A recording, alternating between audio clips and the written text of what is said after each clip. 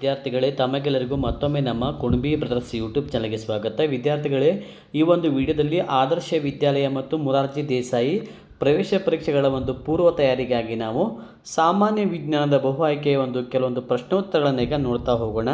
ಈ ಒಂದು ಪ್ರಶ್ನೆ ಪತ್ರಿಕೆ ತಮಗೆ ಇಷ್ಟ ಆದರೆ ತಪ್ಪದೆ ಈ ವಿಡಿಯೋಗೊಂದು ಲೈಕ್ ಮಾಡಿ, ಹಾಗೆ ಶೇರ್ ಮಾಡಿ.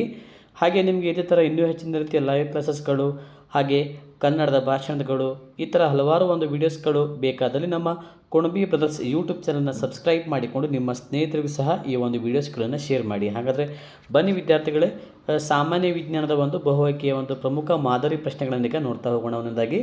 ಮೊದಲಾಗಿ ನೋಡಿ, ಸಸ್ಯಾಹಾರವನ್ನು ಸೇವಿಸುವ ಪ್ರಾಣಿಗಳು ಸಸ್ಯ ಮತ್ತು ಅದರ ಉತ್ಪನ್ನಗಳನ್ನು ಮಾತ್ರ ಆಹಾರವನ್ನಾಗಿ ಸೇವಿಸುವ ಪ್ರಾಣಿಗಳಿಗೇನಂತ ಕರೀತಾರೆ? ಸಸ್ಯಾಹಾರಿ ಪ್ರಾಣಿ ಅಂತ ಕರೀತಾರೆ. ಹಾಗಾದರೆ ಒಂದನೇ ಪ್ರಶ್ನೆಗೆ option C is the right answer. ಸಸ್ಯಾಹಾರಿ ಪ್ರಾಣಿಗೆ ಒಂದು ಉದಾಹರಣೆ ಅಂತ ಕೇಳಿದರೆ ಹುಲಿ, ಆನೆ, ಚಿರತೆ, ಸಿಂಹ ಅಂತ ಇದೆ. ಇದು ಸಸ್ಯಾಹಾರಿ ಪ್ರಾಣಿಗೆ ಒಂದು ಉದಾಹರಣೆ ಅಂತ ಬಂದಾಗ ಆನೆ ಇದು ಸಸ್ಯಾಹಾರಿ ಪ್ರಾಣಿಗೆ ಒಂದು ಉದಾಹರಣೆ ಆಗ್ತದೆ. ಮಾಂಸಾಹಾರವನ್ನು ಸೇವಿಸುವ ಪ್ರಾಣಿಗಳು ಅದಕ್ಕೆ ಯಾವುದಂತ ಕರೀತಾರೆ? ಮಾಂಸಾಹಾರಿಗಳು ಅಂತ ಕರೀತಾರೆ. ಸಸ್ಯ ಹಾಗೂ ಪ್ರಾಣಿ ಎರಡರಿಂದಲೂ ಬರುವಂಥ ಉತ್ಪನ್ನಗಳನ್ನು ತಿನ್ನುವಂತಹ ಪ್ರಾಣಿ ಯಾವುದು ಅಂತ ಕೇಳಿದಕ್ಕೆ ಮಿಶ್ರಹಾರಿಗಳು ಅಂತ ಕರೀತಾರೆ ವಿದ್ಯಾರ್ಥಿಗಳೇ. ನೆಕ್ಸ್ಟ್ ನೋಡಿ, ಮನೆಯಲ್ಲಿ ಬಳಸುವಂತಹ ಹಾಲು ದೊರೆಯುವಂಥ ಪ್ರಾಣಿ ಯಾವುದು ಅಂತ ಕೇಳಿದಾಗ ಹಾಲು ನಮಗೆ ಸಾಮಾನ್ಯವಾಗಿ ಹಸುವಿನಿಂದ ನಾವು ಹಾಲನ್ನು ನಮಗೆ ದೊರೆಯುತ್ತದೆ, ಹಸುವಿನಿಂದ ಹಾಲು ದೊರೆಯುತ್ತದೆ. ನೀರಿನಲ್ಲಿ ಇರುವ ಕೀಟ ತಿಂದು ನೀರನ್ನು ಶುದ್ಧೀಕರಿಸುವಂಥ ಶುದ್ಧ ಮಾಡುವಂಥ ಪ್ರಾಣಿ ಯಾವುದಂತ ಕೇಳಿದರೆ ಅದು ಮೀನು. ಉಣ್ಣೆ ದೊರೆಯುವಂಥ ಪ್ರಾಣಿ ಯಾವುದಂತ ಕೇಳಿದರೆ ಮೀನು, ಎತ್ತು, ಎಮ್ಮೆ, ಕುರಿ ಅಂತ ಇದೆ. ಕುರಿಯಿಂದ ನಾವು ಉಣ್ಣೆನ ತೆಗೆದು ನಾವು ಕಾಣಬಹುದು. ಪ್ರಾಣಿ ಪ್ರಪಂಚದಲ್ಲಿನ ಅತಿ ದೊಡ್ಡ ಪ್ರಾಣಿ ಯಾವುದು? ನೀಲಿ ತಿಮಿಂಗಲ ಅನ್ನೋದು ಸರಿಯಾದ ಉತ್ತರ. ನೆಕ್ಸ್ಟ್ ಕ್ವಶನ್ ನಂಬರ್ 9 ನೋಡಿ, ಪರಿಸರದಲ್ಲಿ ತಾನಿರುವ ಹಿನ್ನೆಲೆಯ ಬಣ್ಣ ತಿಳಿದು ಶತ್ರುಗಳಿಂದ ತಪ್ಪಿಸಿಕೊಳ್ಳುವಂಥ ಪ್ರಾಣಿಗಳು ಯಾವುದಂತ ಕೇಳಿದಾಗ ಎಲೆ ಕೀಟ, ಉಸಿರುವಳ್ಳಿ, ಪತಂಗ ಇವೆಲ್ಲನೂ ಆಗ್ತವೆ. ಪ್ರಾಣಿ ಪ್ರಪಂಚದಲ್ಲಿ ಅತಿ ಹೆಚ್ಚಿನ ಸಂಖ್ಯೆಯಲ್ಲಿರುವಂತಹ ಜೀವಿಗಳು ಯಾವುದಂತ ಕೇಳಿದಾಗ ಅವು ಕೀಟಗಳು. ಇದು ಸಹ ಸಾಕಷ್ಟು ಸಲ ರಿಪೀಟ್ ಆಗಿದೆ ಪ್ರಶ್ನೆ ವಿದ್ಯಾರ್ಥಿಗಳೇ, ಸರಿಯಾಗಿ ನೋಟ್ ಮಾಡಿ ಇಟ್ಕೊಳ್ಳಿ. ಕೀಟಗಳು ನೆನಪಿಟ್ಕೊಳ್ಳಿ, ಕೀಟಗಳು. ನೆಕ್ಸ್ಟ್ ಒನ್ ನೋಡಿ, ಹುಲಿಗಳನ್ನು ರಕ್ಷಿಸಲು ಭಾರತ ಸರ್ಕಾರ ಹಮ್ಮಿಕೊಂಡಿರುವಂಥ ಯೋಜನೆ ಹುಲಿ ಯೋಜನೆಯಾಗಿದೆ. ಹುಲಿ ಯೋಜನೆ. ಒಗಟನ್ನು ಬಿಡಿಸಿ ದೊಡ್ಡಟ್ಟೆ ದೊಡ್ಡಣ್ಣನಿಗೆ ಹಿಂದು ಬಾಲ ಮುಂದು ಬಾಲ ಯಾವುದು? ಆನೆ ಅನ್ನೋದು ಸರಿಯಾದ ಉತ್ತರ ಆಗುತ್ತೆ. ಒಗಟು ಬಿಡಿಸಿ ಬಣ್ಣದ ಪುಕ್ಕ ಇದೆ, ಹಳ್ಳಿಯ ಗಡಿಯಾರ ಅಂತ ಇದೆ. ಹುಂಜ ಅನ್ನೋದಲ್ಲಿ ಸರಿಯಾದ ಉತ್ತರ ಆಗುತ್ತೆ. ಭಾರತದ ರಾಷ್ಟ್ರೀಯ ಪ್ರಾಣಿ ಯಾವುದಂತ ಕೇಳಿದರೆ ಇದಕ್ಕೆ ಸರಿಯಾದ ಉತ್ತರ ಬಂದುಬಿಟ್ಟು ಹುಲಿ ಅನ್ನೋದು ಸರಿಯಾದ ಉತ್ತರ. ಜೇನುನೊಣ ಉತ್ಪಾದಿಸುವಂಥ ದ್ರವಕ್ಕೆ ಏನಂತ ಕರೀತಾರೆ? ಮೇಣ ಅಂತ ಕರೀತಾರೆ. ಸಾಮಾನ್ಯವಾಗಿ ಏನಂತ ಕರೀತಾರೆ? ಮೇಣ ಅಂತ ಕರೀತಾರೆ. ಗೂಡು ಕಟ್ಟುವುದು, ಆಹಾರ ಸಂಗ್ರಹಿಸುವುದು ಮತ್ತು ರಾಣಿ ಜೇನನ್ನು ನೋಡಿಕೊಳ್ಳುವುದು ಯಾರ ಕೆಲಸವಾಗಿದೆ ಅಂತ ಕೇಳಿದಾಗ ಕೆಲಸಗಾರರ ಜೇನುಗಳ ಕೆಲಸವಾಗಿದೆ. ಹಾಗಿದ್ರೆ ನೋಡಿ, ಇದಕ್ಕೆ ಸರಿಯಾದ ಉತ್ತರ option B is the right answer. Next ನೋಡಿ, ಜೇನುಗೂಡಿನಲ್ಲಿ ಮೊಟ್ಟೆ ಇಡುವುದು ಯಾರ ಕೆಲಸ? ರಾಣಿ ಜೇನಿನ ಕೆಲಸ. ಇದು ಸವಿಜೇನು ಪಾರ್ಟ್ ಅನ್ನುವಂಥ ಪಾಠದ ಮೇಲೆ ಇರುವಂಥ ಪ್ರಶ್ನೆಯಾಗಿದೆ. ಜೇನುನೊಣದ ಆಹಾರ ಅಂತ ಕೇಳಿದಾಗ ಹೂವಿನ ಮಕರಂದ ಇದು ಜೇನುನೊಣದ ಆಹಾರವಾಗಿದೆ. ನೆಕ್ಸ್ಟ್ ಕ್ವಶನ್ ನಂಬರ್ 19 ನೋಡಿ, ಒಂದು ಜೇನು ನೊಣವು ತನ್ನ ಸಂಗ್ರಹದಲ್ಲಿ ಎಷ್ಟು ಹೂಗಳಿಗೆ ಭೇಟಿ ಕೊಡುತ್ತದೆ? 50ರಿಂದ 100 ಹೂಗಳಿಗೆ ಭೇಟಿ ಕೊಡುತ್ತದೆ. ಕೀಟಗಳಿಂದ ಉತ್ಪಾದಿತ ಮಾನವರು ತಿನ್ನುವ ಆಹಾರ ಯಾವುದಕ್ಕೆ ಆದಾಗ ಅದು ಜೇನುತುಪ್ಪ.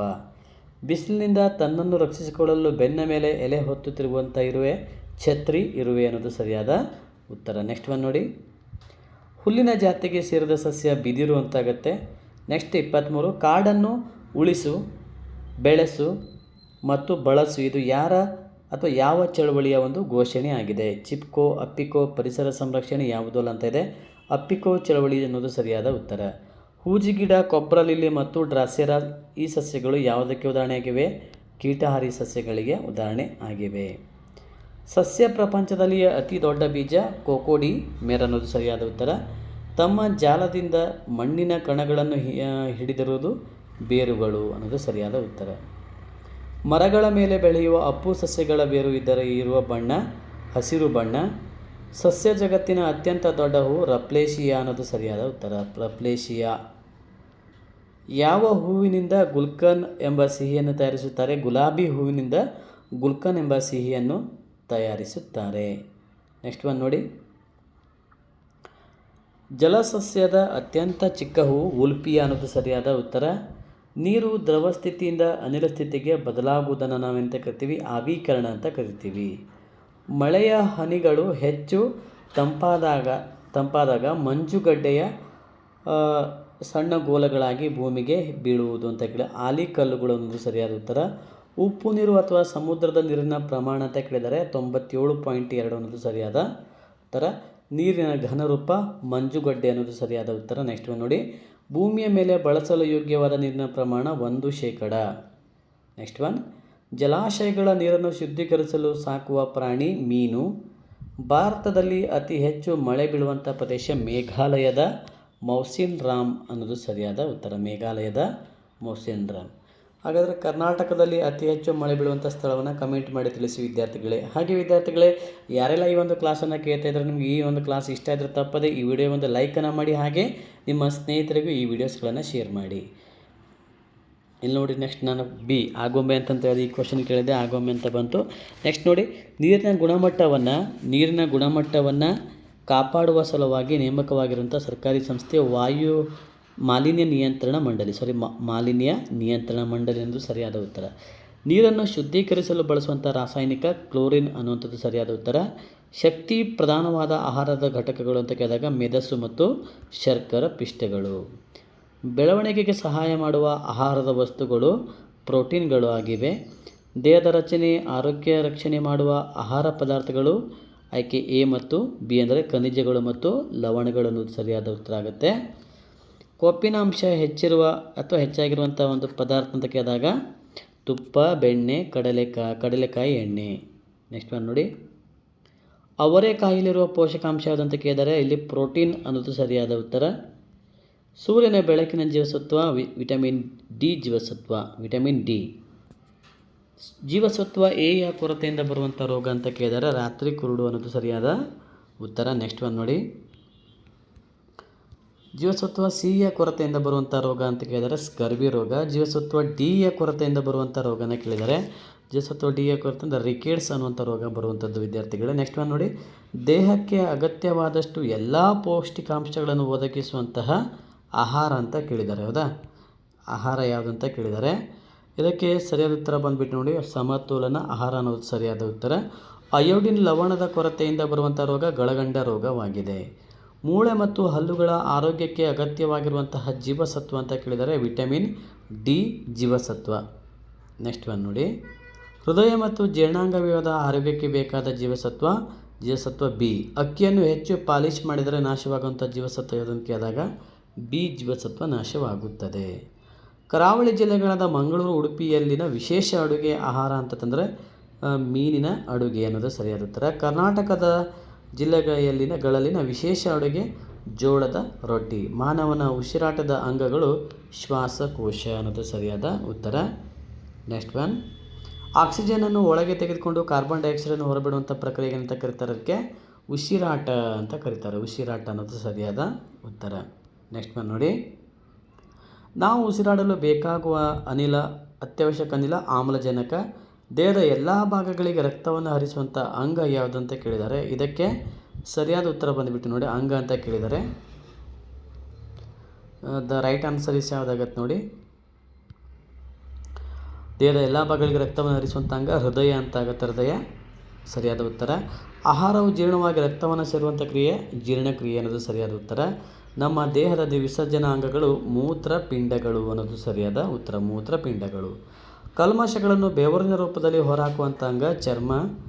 ದೇಹದಿಂದ ಕಾರ್ಬನ್ ಡೈಆಕ್ಸೈಡ್ ಹೊರಹಾಕುವ ಅಂಗ ಅಂತ ಕೇಳಿದರೆ ಅದು ಶ್ವಾಸಕೋಶ ಅನ್ನೋದು ಸರಿಯಾದ ಉತ್ತರ. ಜಠರದಲ್ಲಿ ಆಹಾರ ಎಷ್ಟು ಗಂಟೆಯವರೆಗೆ ಇರುತ್ತದೆ ಅಂತ ಕೇಳಿದರೆ 3 ಗಂಟೆಯವರೆಗೆ ಇರುವಂಥದ್ದು. 3 ಗಂಟೆ. ನಮ್ಮ ದೇಹದಲ್ಲಿರುವ ಮೂಳೆಗಳ ಸಂಖ್ಯೆ 206. ಚಿಕ್ಕ ಮಗುವಿನಲ್ಲಿರುವಂಥ ಮೂಳೆಗಳ ಸಂಖ್ಯೆ ಕೇಳಿದಾಗ 306. ನೆಕ್ಸ್ಟ್ ಒನ್ ನೋಡಿ, ನಮ್ಮ ಹೃದಯ 1 ನಿಮಿಷಕ್ಕೆ ಎಷ್ಟು ಸಲ ಬಡಿಯುತ್ತದೆ? 70 ಸಲ. 70ರಿಂದ 72 ಸಲ ಬಡಿಯುತ್ತದೆ. ಹೃದಯದ ಬಡಿತವನ್ನು ತಿಳಿಯಲು ಬಳಸುವಂಥ ಉಪಕರಣ ಯಾವುದು ಅಂತ ಕೇಳಿದರೆ ಅದಕ್ಕೆ ಸ್ಟೆಥೋಸ್ಕೋಪ್ ಅನ್ನೋದು ಸರಿಯಾದ ಉತ್ತರ. ಜೀವಿಗಳ ದೇಹ ರಚನೆ ಆಗಿರುವುದು ಜೀವಕೋಶಗಳಿಂದ. ಸಸ್ಯಗಳು ಮತ್ತು ಪ್ರಾಣಿಗಳು ಉಸಿರಾಡುವ ಅನಿಲ ಆಮ್ಲಜನಕ ಸರಿಯಾದ ಉತ್ತರ. ಪತ್ರ ರಂಧ್ರಗಳ ಮೂಲಕ ಉಸಿರಾಡುವ ಜೀವಿಗಳು ಸಸ್ಯಗಳು ಸರಿಯಾದ ಉತ್ತರ. ಸಸ್ಯಗಳು.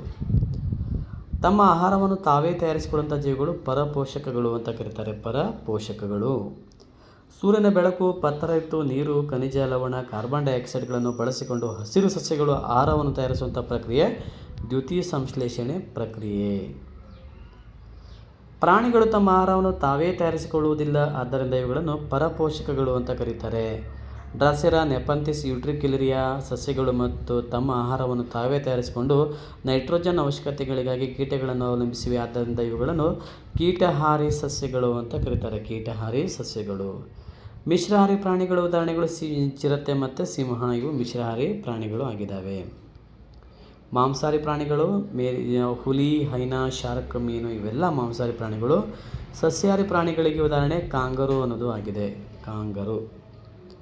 ನೆಕ್ಸ್ಟ್ ಒನ್ ನೋಡಿ, ಜೀವಿಗಳ ಎತ್ತರ ಮತ್ತು ಗಾತ್ರದಲ್ಲಿ ಹೆಚ್ಚಳವಾಗುವುದಕ್ಕೆ ಅಂತ ಕರೀತಾರೆ ಬೆಳವಣಿಗೆ ಅಂತೇಳಿ ಹೇಳ್ತಾರೆ.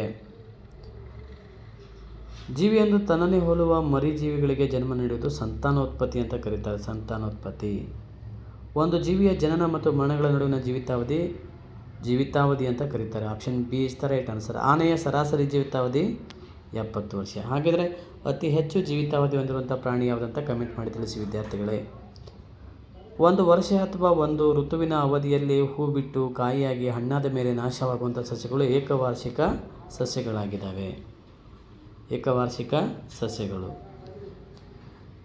ಏಕವಾರ್ಷಿಕ ಸಸ್ಯಗಳ ಉದಾಹರಣೆ ಯಾವುದಂತ ಕೇಳಿದರೆ, ಏಕವಾರ್ಷಿಕ ಸಸ್ಯಗಳಿಗೆ ಉದಾಹರಣೆ ಅಂತ ಕೇಳಿದಾಗ ಇದು ಯಾವುದು? ಭತ್ತ, ಗೋಧಿ. 2 ವರ್ಷ ಅಥವಾ ಹೆಚ್ಚು ಋತುಗಳವರೆಗೆ ಜೀವಿಸಿ ಹೂ, ಹಣ್ಣು, ಬೀಜಗಳನ್ನು ಉತ್ಪತ್ತಿ ಮಾಡಿ ನಾಶವಾಗುವ ಸಸ್ಯಗಳು ದ್ವೈವಾರ್ಷಿಕ ಸಸ್ಯಗಳಾಗಿದ್ದಾವೆ. ನೆಕ್ಸ್ಟ್ ನೋಡಿ, ದ್ವೈವಾರ್ಷಿಕ ಸಸ್ಯಗಳ ಉದಾಹರಣೆ ಜೋಳ ಮತ್ತು ಗೋಧಿ. ಹಲವಾರು ವರ್ಷಗಳವರೆಗೆ ಬದುಕಿ ಹೂ, ಹಣ್ಣು, ಬೀಜಗಳನ್ನು ಉತ್ಪತ್ತಿ ಮಾಡುವಂತಹ ಸಸ್ಯಗಳು ದ್ವೈವಾರ್ಷಿಕ ಸಸ್ಯಗಳು ಆಗಿದ್ದಾವೆ. ಜೋಳ, ರಾಗಿ, ಗೋಧಿ ಸಸ್ಯಗಳು ಒಂದು ಬೀಜ ದಳವನ್ನು ಹೊಂದಿರುತ್ತವೆ, ಆದ್ದರಿಂದ ಇವುಗಳನ್ನು ಏಕದಳ ಧಾನ್ಯಗಳು ಅಂತ ಕರೀತಾರೆ. ಏಕದಳ ಧಾನ್ಯಗಳು.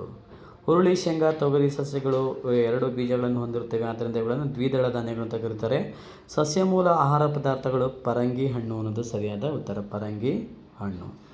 ಬರಗಾಲದ ಮಿತ್ರರು ಸಿರಿಧಾನ್ಯಗಳು ಅಂತ ಸರಿಯಾದ ಉತ್ತರ. ಸಿರಿಧಾನ್ಯಗಳು ಬರಗಾಲದ ಮಿತ್ರರು ಅಂತ ಕರೀತಾರೆ, ಯಾಕಂದರೆ ಅವು ಕಡಿಮೆ ದಿನದಲ್ಲಿ ಬೆಳೆಯುವಂಥದ್ದಾಗಿವೆ. ಕಡಿಮೆ ಪೌಷ್ಟಿಕಾಂಶ ಹೊಂದಿರುವಂಥ ಒಂದು ಆಹಾರ ಪದಾರ್ಥ ಜಂಕ್ ಫುಡ್. ಸಿದ್ಧಪಡಿಸಿದ ಆಹಾರ ಪೊಟ್ಟಣಗಳಲ್ಲಿ ಗಮನಿಸಬೇಕಾದ ಅಂಶ ತಯಾರಾದ ದಿನಾಂಕ, ಅವಧಿ ಮುಗಿಯುವ ದಿನಾಂಕ, ಇಂಗ್ರೀಡಿಯೆಂಟ್ಸ್ ಅಂತ ಇದೆ. So option D is the right answer. ಸೇವಿಸಲು ಯೋಗ್ಯವಾದಂತಹ ಅಥವಾ ಯೋಗ್ಯವಿರ ಆಹಾರವನ್ನು ಎಲೆಂದರಲ್ಲಿ ಚೆಲ್ಲುವುದಕ್ಕೆ ಆಹಾರ ಪೋಲಾಗುವಿಕೆ ಅಂತ ಕರೀತಾರೆ. ಆಹಾರ ಪೋಲಾಗುವಿಕೆ. ಕಡಿಮೆ ಉಷ್ಣತೆಯಲ್ಲಿ ಆಹಾರವನ್ನು ಸಂಗ್ರಹಿಸಿ ರಕ್ಷಿಸುವ ಉಪಕರಣ ರೆಫ್ರಿಜರೇಟರ್. ದ್ರವ್ಯದ ಅತಿ ಸೂಕ್ಷ್ಮವಾದ ಚೂರು ಕಣ ಅಂತ ಕರೀತಾರೆ. ಕಣ ಅನ್ನೋದು ಸರಿಯಾದ ಉತ್ತರ.